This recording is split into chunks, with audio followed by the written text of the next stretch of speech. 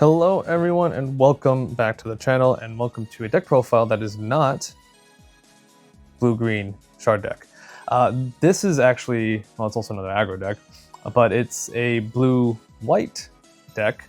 So it's a little bit of my take on the Federation build that we've seen top a lot of events recently, just with an extra twist, which is the Sword Strike Gundam. Basically, the whole deck is an excuse for me to build a deck around Sword Strike Gundam.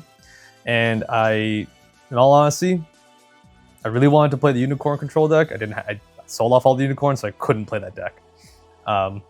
So this is what we ended up with. I ended up taking it to locals and doing pretty well. I got second with this deck, surprisingly. And I, for one, was just expecting to get jobbed out, but I think playing this deck made me realize a lot of things about what went wrong with this deck, which I'm going to talk about here, and what the focus of the deck was and my theory behind it, which ended up working out in some of the matches. But before I get into all that, if you are not subscribed to the channel, please leave a like, please subscribe to the channel. It means a lot to me if you are able to do so.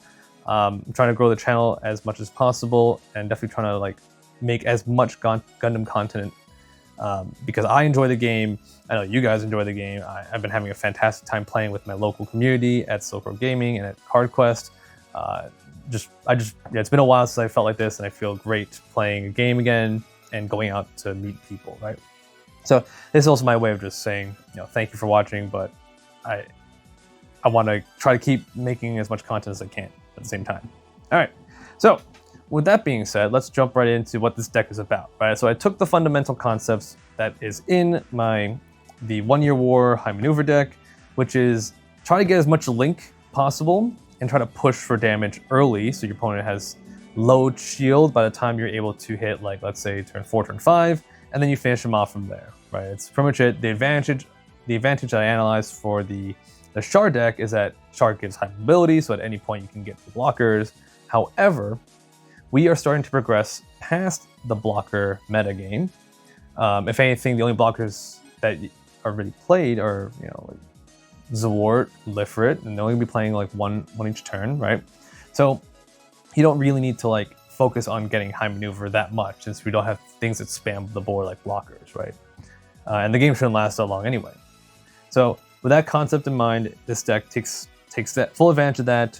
You try to use the Earth Federation, the white base trait, and throw these into a deck together.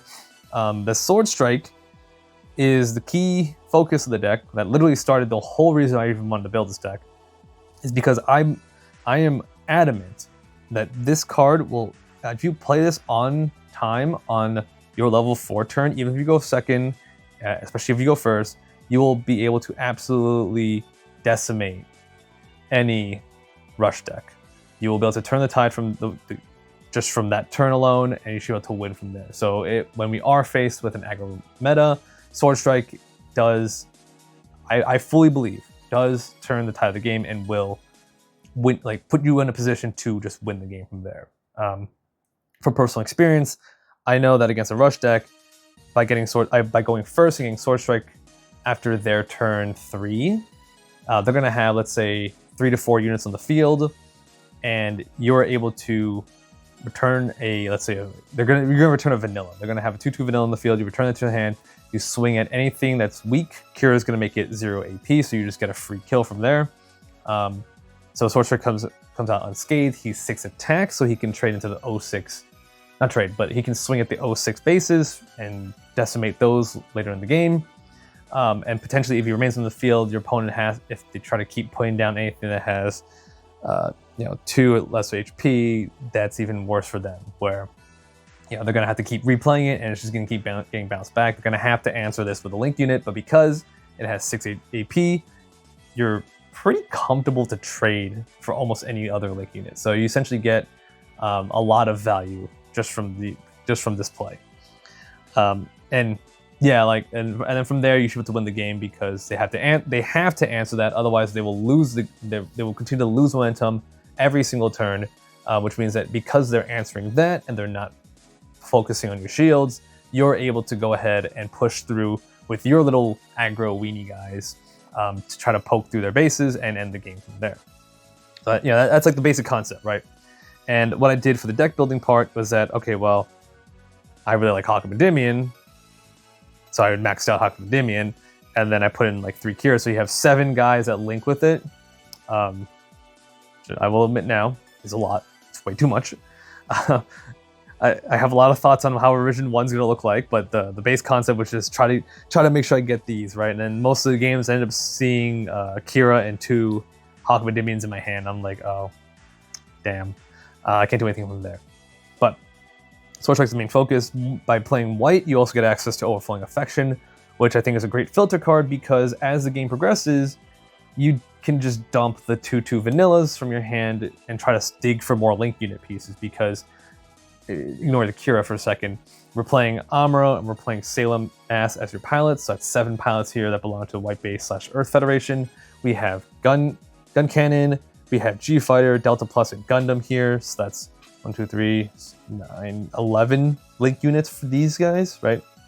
So it's quite a lot of link units that I am running, and that are like at different points of the game they do different things, right? For example, on turn 3, if you put down Gun Cannon with the Sailor, you get a free swing into any 2/2, and you get to destroy it and then heal off the 2, right? It's a great tempo turn. Now you have a a 3/4 at that point with pair 2. So you're able to kind of reestablish board presence against an aggro deck, right? And by then, you should have only taken 1 damage? Yeah, or the EX base might have been cracked, but you get to essentially, like if they put down, let's say a Zaku 2 that gets the 3 AP, you just get to instantly get rid of that from the field, right? So by doing that, like that's a great push turn. The Delta Plus comes in. If you pair him with Amuro, he becomes a 6/5. But even if you pair him with a Sailor, he becomes a 5/5, right? So it's pretty high stats for something that really just ends up only having like extra repair. And like to me, it's a nothing card. To my opponent, it's annoying. But it has great stats, right? And it's a pretty easy level 4 link, right? Then we also have the Gundam. The Gundam from the Star deck is probably the best Gundam that we have so far. Well, maybe the 3/4 vanilla. I'm also a fan of that. But in the purpose of this deck, when you are playing a bunch of weenies, the 2/2s, you're playing like Gun Cannon as well. Even making Reziel a 5 AP card is actually really huge in like anyone that puts down a base. So having the Gundam here, I really like to put in the deck. It works out very well. I see a lot of this in the other video as well, but he's just there. On the low end, we have Demi Garrison, we have GMs. I just wanted to max out the 2/2 vanillas. I was like on the fence about playing like 1/1 blockers, but I said, nah, we don't need to play blockers in this deck, honestly. Especially when knowing the meta against a rush deck, it's not going to do anything too well, especially when it's like Char Rush. Against Earth Federation, it's just going to get punched and not be able to block anything useful. And against the blue-red deck, it's just going to immediately get pinged. So, it'll probably just like chump attack, which I think I'd rather just have the 2/2 at that point. I have 3 gun tanks and 2 G-Fighters. I just took that same ratio that was in my Char deck and just put them in this deck as well. Just to have it, just to test it out.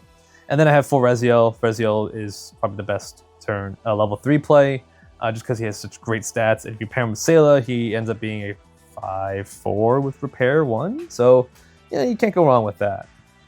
But just putting him down and him being able to break bases later on with Gundam on the next turn when you pair the Gundam is fantastic pressure. And now to talk about the base in the room, the Nahal Algama. This one, I just didn't want to play Corsica base. I was like, I didn't want to deal with the token. I didn't want to like have it where like I commit the entire turn to play the token, and then it just dies easily, right? Now Argama, I used it essentially as a gauging point if I want to like if I have like a situation where I either don't have the gun cannon or I have an Amuro, but I don't want to use the Amuro on something. I just want to see like if using this card would like alleviate me of like, okay, well I'm just gonna pay the 2, get the base, get the card, rest something and swing at it with my deck, right? Because gun cannon's Gun Cannon is only 2 HP or less. Amuro is 5 HP or less. So Nahal is 3 HP or less. So it kind of like fit in that middle criteria where there might be an instance when, at least I thought there might be an instance, and actually there was a few instances where it did stop a rush, which is great. Or they put down something and like, I don't know, I think it was like a Zaku 2 or something, and I'm able to just poke it. And the best part is it's also like, if they put down like a Zaward, I can also just rest it and then go from there. So it worked out pretty well. I'm actually a better fan of that than the, I think it was Kusanagi that returns a unit to hand if it's 3 or less HP. And I already have enough Hawk of Endymion, so I didn't want more Hawks. I'd rather just rest it and try to punch it, or rest it and go through the rest of their shields. But yeah, that's why that's 2 in the deck. I think for an aggro deck, I felt comfortable playing two bases. I see them frequently enough where I don't need to like rely on having bases to have hand. But I feel like it's like, I feel like playing 4 is a lot, especially in the deck where I'm playing a ridiculous amount of pilots and 8 commands, right? So I think 2 is like the bare minimum that could fit in, or maximum amount rather. So yeah, those are all the cards. And what I ended up seeing was that, yes, the deck did very well. If I'm able to get a turn when I can get 2 2/2s in the field on my level 2, and then level 3, I can do the link with Sayla, great. Turn 4, Sword Strike into Kira, perfect. And then after that, it's if I draw any of these units, I will have the pile in my hand to link it, just because of how much draw power there is. Or rather, having access to cheap draw power to keep filtering out the 2/2s that I don't need anymore from my hand. It worked out in that simple theory. The ratios, however, were all wrong, because I saw at least 2 Hawk of Endymions every single game, whether or not I had Sword Strike or not. If I had Sword Strike, great. I got the ability, fantastic. If I didn't have Sword Strike, it's kind of like I'm as a player, I'm too used to maximizing my resources just because I played a deck that didn't use any action step cards. So I kept kind of putting my foot in my mouth every time. I was like, okay, I'm gonna set up for a Hawk turn, and then I play out my hand. I'm like, oh, it's more optimal just to use up all my resources, right? So yeah, I think Hawk is great. I'm probably gonna drop him down to 2 just to free up some room. Overflowing Affection is great as well. I used to do that a lot, like starting on my level 2 turns. 4 is fine. I will probably experiment with 3 just to cut down 1 more. The Kiras. Okay, the Kiras with the Elf in the Room, because going into the event or the locals, I knew that I only had 1 link unit with Kira, and I was very like stubborn, I guess. I didn't want to like play anything else. I was like, I don't want to play Ale Strike or Perfect Strike or whatever. I think, having seen how this deck functions and seeing where it starts to lose out steam, I think having the Ale Strike as the quote-unquote top end and maybe even one of the big freedoms is fine, just to have something like has huge stats that the opponent can't kill easily. I'm not sure exactly on what those ratios are, but I know that I definitely want to try to fit at least 3 of those cards in any combination in the deck to be able to use with Kira towards the end of the game. This way it gives me, again, another link unit to use with him. I want to try to get 7 link units with Kira. That way I can push for later game damage, in addition to the early game Sword Strike. But yeah, he ended up getting stuck in my hand a lot, and I ended up just using him in combination with like Gun Cannon or something to make it a 4/4. And he used to get the pair ability, which is great. Like the generic pair ability is fantastic. But I don't know, I just felt like I could have done a lot more with it, and I know that I definitely need to like make some room here and there. Amuro is great, fantastic. Kept him at 3 because I always start out cards at 3 unless I guaranteed I just want to play it at 4 just to see if I can draw it and use it. 3's good. Yeah, I'm happy with that. I think 4 Sayla was kind of where I want to be, because I can play it earlier with the Gun Cannon, or hypothetically the G Fighter also can be played with it. It turns into a 4/3 with Repair 1, which is not terrible. But Sayla being a very early game, just like Sharp, an early game pilot means that I can have access to Link on turn 3, which helps me counter push. And that's what I wanted to see. All right. Gun Cannon was great. I definitely want to try to fit the 4th one in. And the ST Gundam was great. I started out at 3. Kind of wish I played 4. If I played 4, I had to play 4 Amuros, just because Amuro's the only link unit with that. So that's my only like hesitation. The vanillas, I played too many vanillas. 8 vanillas is a lot. I'm probably going to cut these down. Definitely starting with Demi Garrison. You don't need, there's no synergy with Academy here, so I don't need to keep it here. At least GM has Earth Federation, and it's blue, so I could put it with Sayla potentially. And if I fit, and keeping GM is better overall, just because if I try to fit in Jagan, it might work out pretty well. The Delta Plus is the card that, like, it could have easily just have been the 4th Gundam, and I wouldn't have even batted an eye. But you know, he is annoying because he'll have repair 1 or repair 2 depending on the field. This one is probably where I'm gonna have to like figure out what else to use. So that has it's a link unit, so that's like a question mark for now. What I am gonna do, and what I've talking to another player at the event, was that it definitely makes more sense to try to commit to more gun tanks and Angsha. This way I have more access to be able to ping damage to do spot removal based on like what the field is. And also I can also use Angsha to ping something that has like 3 HP, put it down to 2, and then use the Sword Strike to bounce it up from there. So it kind of helps with that tempo turn as well. For me, as long as it doesn't have a deploy ability or it's like not linked with the pilot, I'm okay just returning it, because I don't like, it can ping the Reziel for 1 and then return with Sword Strike, and I don't care if it comes back, because like you can't attack the turn it comes back, and I'm more at that point I'll have 2 guys on the field still, right? So that's my, like, when we talked about it, I was like, okay, this makes a lot of sense. I gotta figure out how to like try to make that work, right? Yeah, I'm expecting revision 1 of this deck to be much different in terms of ratios and card choices, but I know that from the core concept, the theory holds. Get it, like put early damage on the board, then try to clean up the game with really good link units that do stuff. That's where I wanted to be, and I felt really good about playing that deck, especially when I did get to those turns when it's just threaten link after link after link, every turn after turn after turn. So I think that's where the strength of the deck lies. But yeah, this is going to be my new prep project for now, while I let the Shard deck mull again, or like sit around for a bit while I see how the meta plays out. But trying to get rid of aggro. I just like try to improve my aggro matchups and try to get rid of that like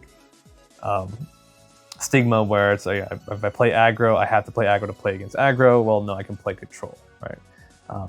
Or if I get my unicorns, if I pull them eventually, pull more, then maybe I can build that deck, which would be fun, because I think that deck is sick. But yeah, that's it for now. If anything, just a quick reminder, if you have not subscribed to the channel, please subscribe to the channel and leave a like. It means a lot to me for every little bit of engagement that you all do for the channel. But yeah, thank you for watching. I'll see you in the next one.